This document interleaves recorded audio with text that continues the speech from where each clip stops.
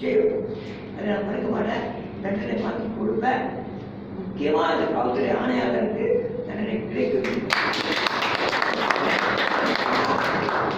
இது திட்டமிட்ட செல்லும் குழந்தைகள் தான் இன்னும் உடைக்கணும்னு பார்த்தாங்க.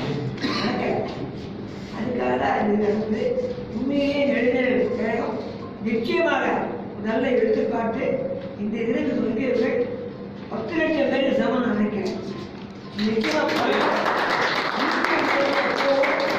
அடுத்த 24/2 இவங்களே என்ன பண்ணுவாங்க, அந்த புதிய நாதரவுக்காம என்னுடைய மக்கள் பாதுகாப்பு செலவு நிறையா இருந்தாலும் என்னுடைய மாநில பாதிமானம் இருக்காங்க. என்னோட தேர்தல் செய்யக்கூடிய இந்த மாதிரி இன்றைக்கு வரலாம். நீங்கள் தான் தலைவர்கள் என்று நீங்கள் நினைத்துக்கொண்டு கேட்டு ஆளுநர்கிட்ட கேட்டுக்கொண்டு இந்த அமைப்பின் தூக்கத்தை நான் இங்கு துவக்கி வைக்கிறேன்.